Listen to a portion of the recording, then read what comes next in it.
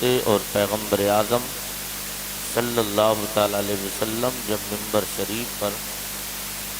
ہم غلاموں کو خطبہ دینے کے لیے کھڑے ہوتے اور جب پیغمبر کی واعظ و نصیحت کی محفل شروع ہوتی، حضرت سعید کہتے ہیں ہم کتنے مؤدب انداز میں حضور کی بارگاہ میں بیٹھتے تھے، سر جھکائے، دو زانو ادب کے ساتھ۔ اگر ہمارے سروں پہ پرندے بیٹھتے تو پرندے یہ بھول جاتے ہم کسی انسان کے وجود پر بیٹھے ہیں یا کسی دیوار پر آ کر بیٹھ گئے ہیں۔ ہمارا حضور کی محفل میں بیٹھنے کا یہ ادب اور یہ طریقہ تھا۔ انہیں معلوم تھا اگر سانس بھی زور سے نبی کی بارگاہ میں لی گئی تو ہماری زندگی کے اعمال برباد ہو سکتے ہیں، اور ہم حضور کی محفل میں ہنس رہے ہیں، حضور کی محفل میں بیٹھ کر ہمارا دل نہیں لگ رہا ہے، ہم ہنسی چھٹے۔ میں کہتا ہوں لوگوں اپنے ایمان کا محاسبہ کرو، اپنا عشق رسول چیک کرو کہ واقعی ہم وہ مسلمان ہیں جن مسلمانوں کے لیے نبی رحمت صلی اللہ تعالیٰ علیہ وسلم نے اپنے آپ کو، سرکار نے ہم ہی لوگوں کے لیے، اپنی اسی امت کے لیے حضور نے کئی دن پیٹ پر پتھر باندھے۔ مصطفیٰ جان رحمت کئی دن تک غاروں میں جا کر ہم گنہگاروں کو یاد کرتے رہے۔ کیا ہم یہ بھول گئے کہ ہم حضور کے جلسے میں بیٹھے ہیں؟ یقیناً اگر واقعی حضور سے سچی محبت، تو آئندہ بھی یہ خیال رکھیے جب بھی قسمت سے حضور کی محفل میں جانا نصیب ہو، ادب مکمل طور پر رہے، تاکہ ہمارا یہی ادب، یہ بیٹھنا اگر اللہ کو قبول ہو گیا تو ہماری زندگی بھی آباد ہوگی، ہماری آخرت بھی آباد ہوگی۔ تو میں چاہتا ہوں آپ کے اس جلسے میں کچھ دیر آپ کی خدمت ہو۔ تو آپ نے مجھ سے پہلے مولانا اویس صاحب سے، جو آپ ہی کے یہاں کے تھے مولانا صاحب، انہوں نے آپ کو بہت ساری باتیں بتائیں۔ اگر آپ کا دل اجازت دے کچھ سننے سنانے کی طاقت اگر بچی ہو، تو میں چاہتا ہوں کہ حضور کا نور کب پیدا ہوا اور حضور کا نور رحم آمنہ میں آ کر دنیا میں کب جلوگر ہوا،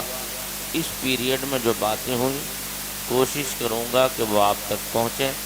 تاکہ آپ کے ایمان میں تازگی پیدا ہو۔ اس سے پہلے بلند آواز سے درود شریف پڑھیں۔ اللہم صلی وسلم دائماً ابداً علی حبیبک خیر الخلق کلہم، صلاۃ و سلاما علیک یا رسول اللہ صلی اللہ تعالیٰ علیہ وسلم۔ اللہ رب العزت جل مجدہ الکریم کے پیارے نبی ارشاد فرماتے ہیں، وہ حدیث جس کو مصنف عبد الرزاق میں لکھا گیا، وہ مصنف عبد الرزاق جس کے بارے میں علماء نے لکھا ہے، یہ حضرت امام بخاری اور حضرت امام مسلم کے دادا استاد ہیں۔ حدیث کی کتب میں ان کی مصنف کا بھی بڑا درجہ ہے۔ اس میں حضرت جابر ابن عبداللہ کے حوالے سے اس حدیث کو انہوں نے لکھا، کہتے ہیں نبی رحمت صلی اللہ علیہ وسلم کی بارگاہ میں حضرت جابر عرض کرتے ہیں، یا رسول اللہ، بس 5 منٹ ذہن حاضر رکھیں، انشاءاللہ پھر آپ کی ساری باتیں سمجھ میں آئیں گی۔ کہتے ہیں یا رسول حضرت جابر کہ میں نے حضور کی بارگاہ میں عرض کیا تھا، یا رسول اللہ صلی اللہ تعالیٰ علیہ وسلم، اے آقا آپ مجھے ان باتوں کی خبر دیجئے، اللہ نے سب سے پہلے کس چیز کو پیدا فرمایا؟ تو میرے آقا ارشاد فرماتے ہیں، قال یا جابر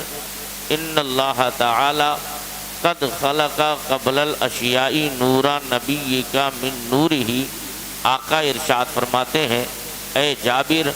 اللہ نے سب سے پہلے اپنے نور سے میرے نور کو پیدا فرمایا۔ پھر ارشاد فرماتے ہیں، فجعل ذلک النور یدور بالقدرت حیث شاء اللہ تعالی ولم یکن فی ذلک الوقت ولا لوح ولا قلم ولا جنتوں ولا ناروں ولا ملکن ولا سماء ولا ارض ولا شمس ولا قمر ولا جنیوں ولا انسیون۔ ارشاد فرماتے ہیں میرے نبی، اے جابر، میں اس وقت میں اللہ رب العزت نے مجھے اپنے نور خاص سے پیدا کیا جس وقت میں نہ چاند بنا تھا، نہ سورج بنا تھا، نہ جنت بنی تھی، نہ دوزخ بنی تھی، نہ فرشتے بنے تھے، نہ آسمان کا وجود تھا، نہ زمین کا تھا، یہاں تک کہ نہ اللہ نے عرش کو پیدا کیا، نہ قلم کو پیدا کیا، نہ لوح کو پیدا کیا، نہ تمام ملائکہ کو پیدا کیا۔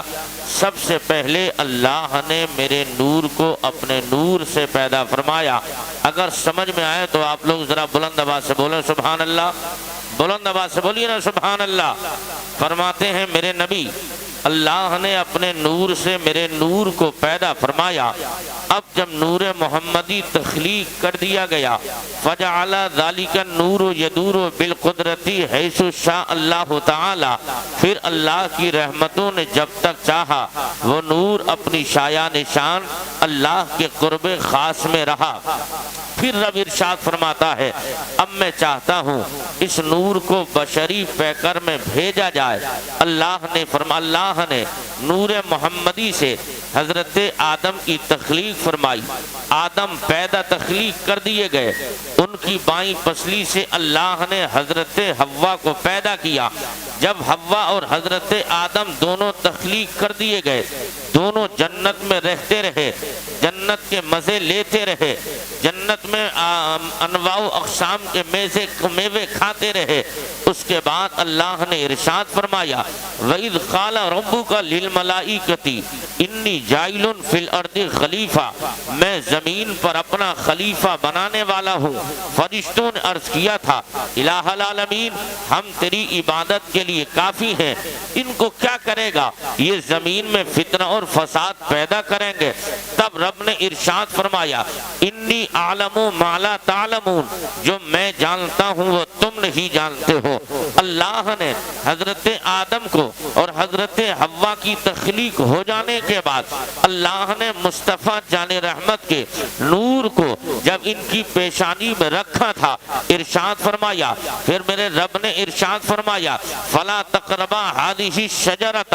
فتكونا من الظالمین، اے آدم اور حوا، تم اس جنت میں پیڑ کے پاس مت جانا۔ جب یہ پیڑ کے پاس چلے گئے تو اللہ نے ان کی خطۂ اجتہادی کی وجہ سے جنت سے انہیں زمین پر بھیجا گیا۔ عظیم بھائی اب توجہ کیجئے، زمین پر آدم آ رہے ہیں، زمین پر آئے ہیں، کس حصے پر آئے ہیں؟ تب علماء بیان کرتے ہیں، وہ متحد بھارت، اکھنڈ بھارت، جس بھارت کے حصے میں سری لنکا بھارت کا حصہ تھا،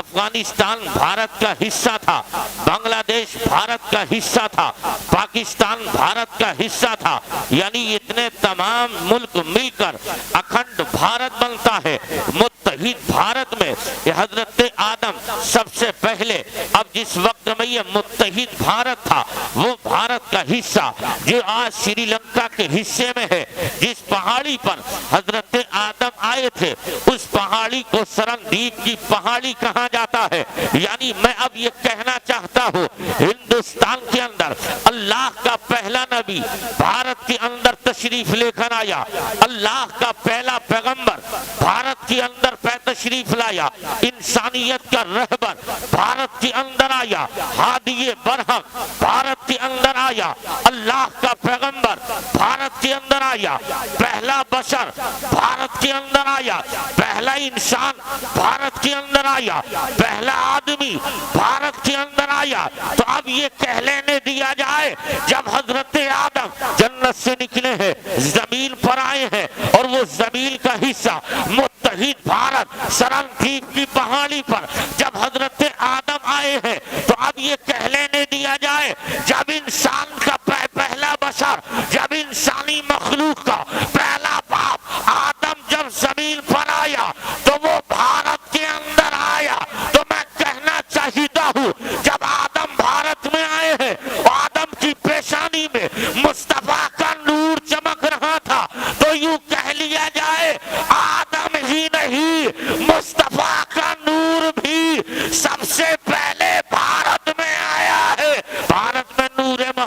آ گیا، بھارت میں مصطفیٰ کا نور آیا ہے، آدم پہلے بھارت میں، نور محمدی پہلے بھارت میں، تو یوں کہا جائے ہم مسلمان بھارت کے اندر رہتے ہیں اور آج ہمیں نکالنے کی طرح طرح کی بکواسیں کی جا رہی ہیں، ہم یہ کر دیں گے وہ کر دیں گے، تو ہم کہنا چاہتے ہیں لوگوں اپنی زبان بند کر لو، اس لیے کہ بھارت کا مسلمان بھارت میں کسی اور کی زمین پہ نہیں، اپنے آبا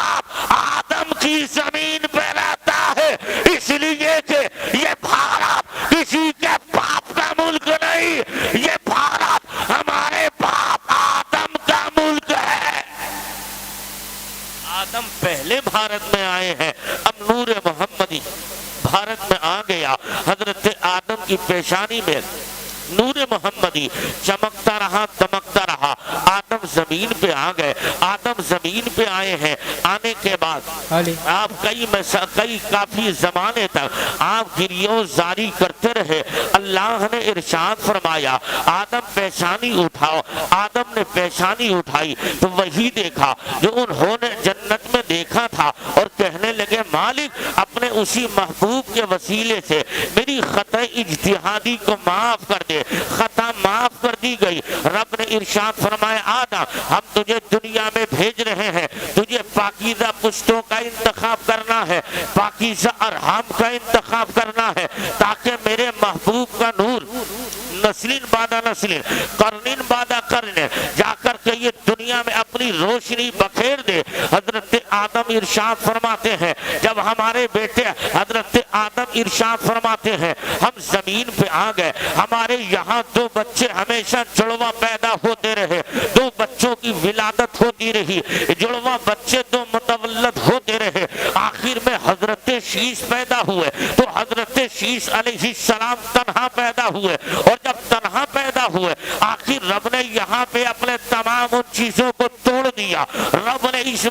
معاملے کو بالکل ختم کیا۔ اب تک جو سلسلہ ڈبل بچے کا تھا حضرت شیش پر اسے ایک کر دیا گیا، اب دو بچے نہیں، حضرت شیش تنہا پیدا ہوئے، تاکہ یہ بتانا مقصد تھا یہاں پہ اب میرا محبوب کا نور آ رہا ہے، تو میرے محبوب کے نور کا مستقر، میرے محبوب کے نور کا مسکن کوئی اور نہیں شیش ہو۔ حضرت شیش پیدا ہو گئے، پیشانی میں نور محمدی چمکنے لگا، حضرت شیش بڑے ہونے لگے، تو حضرت آدم نے کہا تھا او میرے بیٹے شیش یاد رکھنا اس پہ جو تیری پیشانی میں نور چمک رہا ہے اس کے لیے پاکیزہ پشتوں کا انتخاب کرنا، پاکیزہ رحموں کا انتخاب کرنا۔ کہا کس کا نور ہے ابا؟ تو حضرت آدم ارشاد فرماتے ہیں او بیٹے شیش جو تو مجھ سے پوچھ رہا ہے یہی تو میں نے رب کی بارگاہ میں پوچھ لیا تھا، جب میں جنت میں تھا تو میں نے جنت کے دروازے پر جہاں اللہ کا نام لکھا دیکھا تھا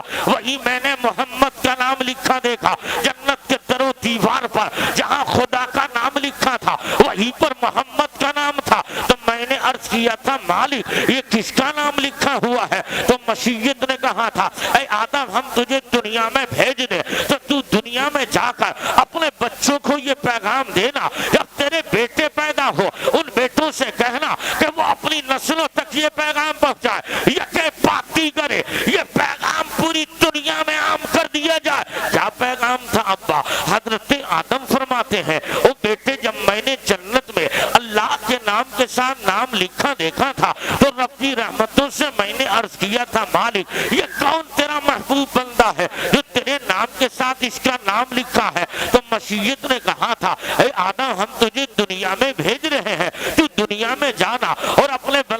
بچوں کو یہ پیغام دینا جس کے لیے دنیا کو بنایا گیا وہ پیغمبر آیا نہیں آنے والا ہے۔ حضرت آدم نے یہ پیغام دیا، حضرت شیش آئے ہیں انہوں نے اپنی اولاد کو یہ پیغام دیا، حد تو یہ حضرت آدم آئے انہوں نے کہا دنیا کا رونا رونے والوں روتوں کو ہنسانے والا آیا نہیں آنے والا ہے۔ حضرت شیش آ گئے انہوں نے یہ پیغام دیا اپنی زندگی پہ ماتم مت کرو اس لیے کہ روتوں کو ہنسانے والا آیا نہیں آنے والا ہے۔ حضرت شیش آئے ہیں، حضرت ابراہیم و یوسف و سلیمان و زکریا و ذوالکفل تمام پیغمبر آتے رہے، سب نے اپنی اپنی قوموں کو یہ درس دیا نبی آخر الزمان آئے نہیں آنے والے ہیں، بزم کائنات کائنات کے دولہ ابھی آئے نہیں, آنے والے ہیں. حد تو یہ آدم سے لے کے عیسیٰ تک تمام پیغمبروں کے پیغامات پر نظر. جب بریلی کے تاجدار سرکار اعلیٰ حضرت کے لختی جی کا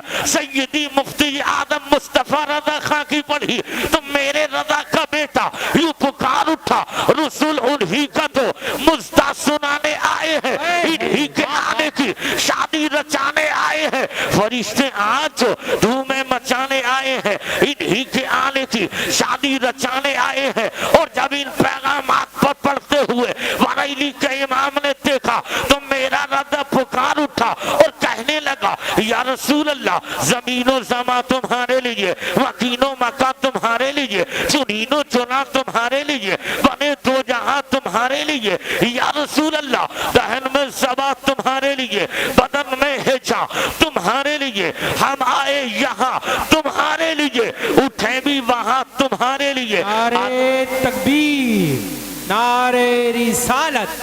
نعرے غوثیت, جشن عید میلاد النبی, زندہ باد زندہ. آدم نے